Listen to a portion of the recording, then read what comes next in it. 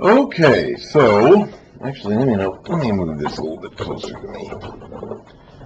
There we go. I want to get the microphone a little bit closer to me. Whoops. I have a cat back there. She's not too happy with me. All right, so today we're going to continue with the historical narratives in 2 Kings and 2 Chronicles. We're going to be starting in 2 Kings chapter 12 at the beginning of the chapter. We're going to be bridging the period of time now from the reign of Joash down to the reign in Judah, down to the reign of Jeroboam in the northern kingdom of Israel. Last set of videos I did was about the book of Joel. After I get done with this section in 2 Kings and 2 Chronicles, I'm going to be sidetracking and detouring off to the books of Jonah and Amos. We're getting to that period now where the prophets start coming along and writing down their oracles for future generations to have. I already read the book of Joel. We can't really precisely date the book of Joel. I feel comfortable putting him where I have. But I can't say for certain that he belongs there because Joel doesn't really give us any chronological data to be able to say for certainty when he came along and ministered and prophesied.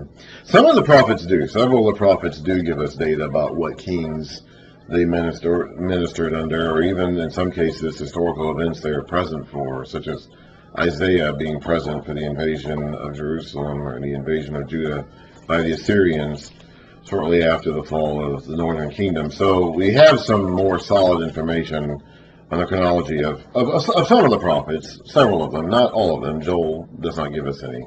Anyway, so today we're going to be reading in 2 Kings chapters 12 through 14, 2 Chronicles 24 to 25. Not strictly in that order, but we're going to be going back and forth as we go through this next section of material. We are now in the reign of Joash. We have finished off Athaliah, the usurper queen of Judah, who ruled for 6 years as an usurper. She was a daughter of the house of Ahab, and so with the overthrow of Athaliah, the house of Ahab has finally been eliminated completely from the north and the south. Jehu came along and wiped out the northern branch of Ahab, and as well as some of the southern branch of Ahab. Athaliah herself finished off the rest of the southern branch of Ahab because the other families had intermarried and mingled, so that they were kind of the same thing at that point. Athaliah was the last member of the house of Ahab, and now she's been overthrown and removed, and the Davidic dynasty is back on course with this 7-year-old boy king, Joash. Of course, a 7-year-old is not making the sorts of decisions that a head of state is supposed to make. So he's being controlled, at least for the first several years of his career as king, being controlled by his advisors and priests. So here we are at the beginning of 2 Kings 12. In the 7th year of Jehu, that's the king of Israel, the guy who wiped out most of the family of Ahab, all the northern branch of the family of Ahab, Athaliah finished off the rest of the Ahab down in the south. Joash became king of Judah and Jerusalem, and he reigned in Jerusalem 40 years. His mother's name was Ziblah. She was from Beersheba. Joash did what was right in the eyes of the Lord all the years Jehoiada the priest instructed him, which strongly indicates that when Jehoiada the priest was no longer instructing him, he no longer did what was right in the eyes of the Lord. The high places, however, were not removed. The people continued to offer sacrifices and burn incense. These high places have been a problem and will continue to be a problem for quite some time to come. These are not pagan worship sites, but they were modeled after the old pagan system of worship. Let's go back to Deuteronomy. This is Deuteronomy chapter 12. Remember, Deuteronomy is basically Moses' farewell address to the people. He is restating the law, parts of which he's already given them. Some of this is new. Some of the stuff he's already said before he is repurposing, because they had been a desert wandering people, and they're going to go into a land and settle there. So some of what he's doing here in Deuteronomy is restating the laws to fit a more sedentary, stable lifestyle rather than wandering around in a big group all the time. At any rate, in Deuteronomy 12, he says this. This is the beginning of Deuteronomy 12. These are the decrees and laws you must be careful to follow in the land of the Lord. This is right as he begins talking about his laws. Okay, the first part of Deuteronomy is basically a recap of their history together. That's the first several chapters do. He doesn't actually get around to telling them any new laws until about Deuteronomy 13 or so.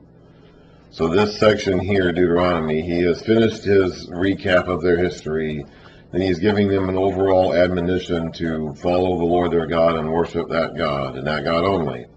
And he kind of finishes this off by bridging, that section of his speech to the section about actual laws with this section here.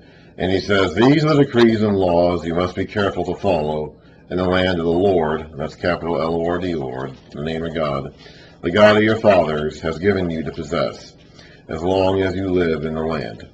Destroy completely all the places on the high mountains and on the hills, and under every spreading tree, where the nations you are dispossessing worship their gods.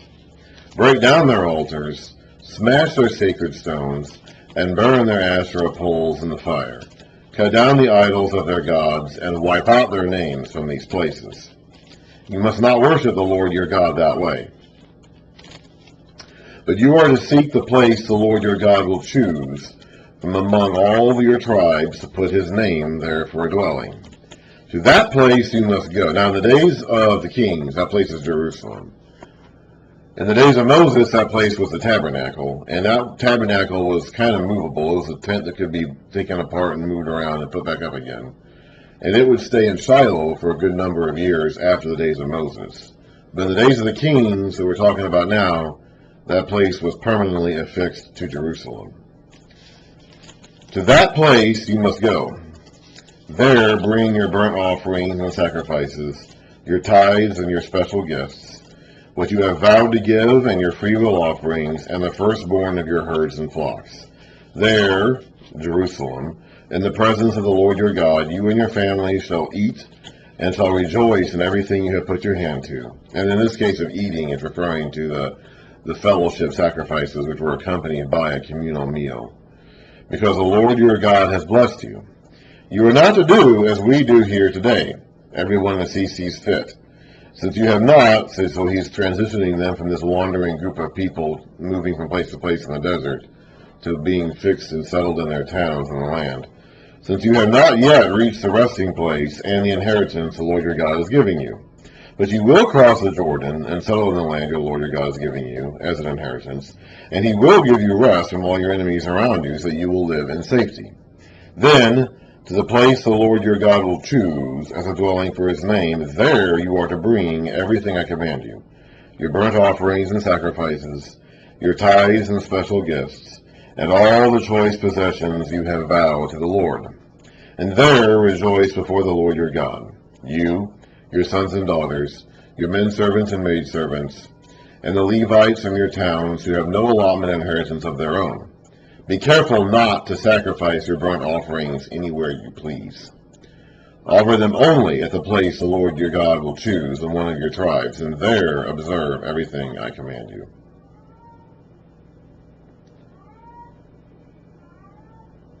He does go on to say after this that they can eat their regular meals anywhere. Nevertheless, you may slaughter your animals in any of your towns and eat as much of the meat as you want. But they can't offer the sacrifices anywhere but the one place that God will tell them to go. Now, this seems like a burden, and it is. I mean, it is a burden. That's why they didn't want to do it. That's why they had these other things that they had. Now, in 2 Kings, okay, when they talk about the high places, okay, in Deuteronomy, we just read, we're talking about pagan worship sites that are devoted to the Baals and the Asherahs and the other gods. In 2 Kings, when they're talking about, in 2 Chronicles, when we're talking about these high places, these aren't Baal worship sites, okay? Like the Israelites, or the Judahites, especially the southern kingdom,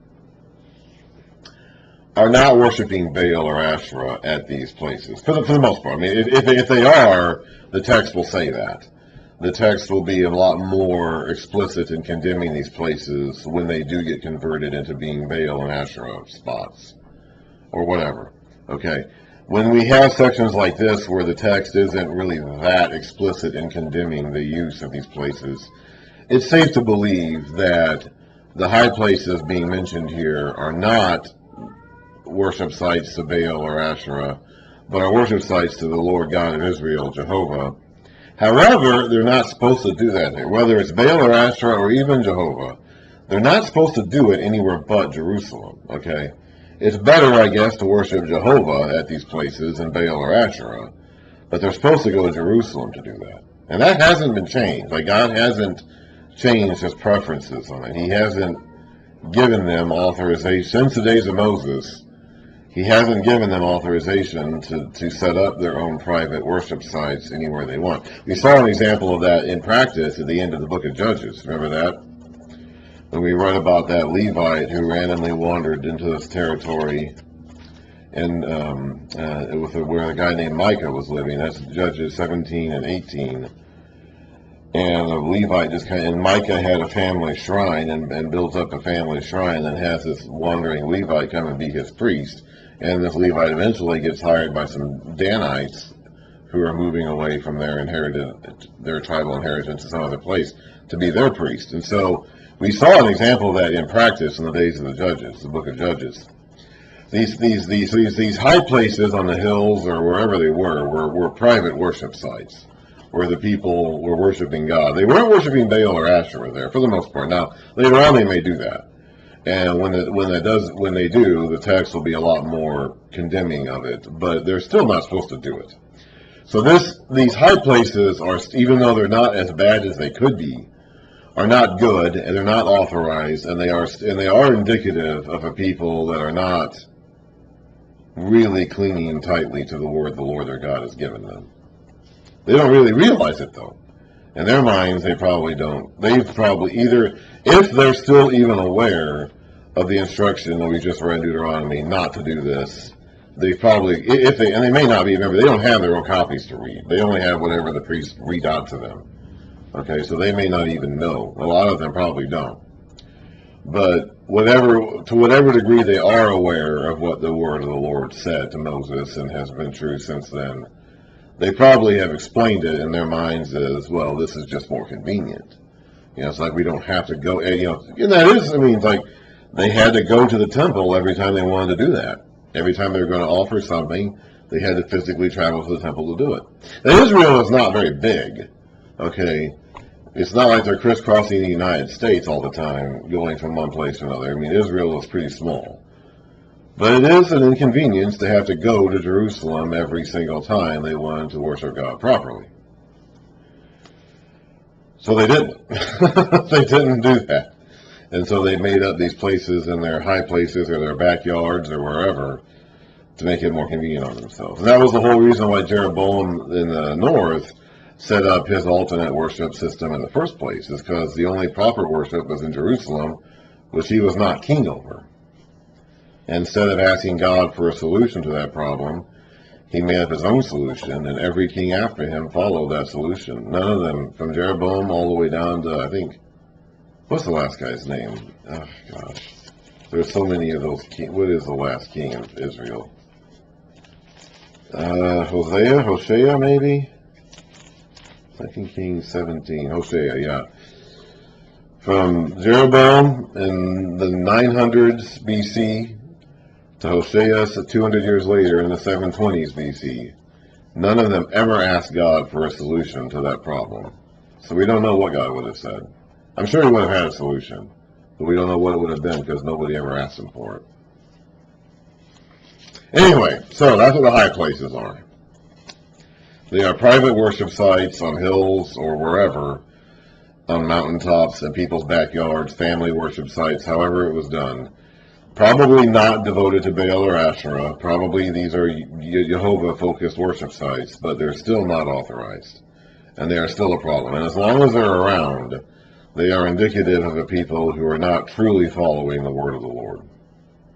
They may think they are. They may be trying to. Some of them may be very sincere about it, but they are not truly doing it. Anyway, so moving on. Actually, you know what? Let's just go ahead and start a new video.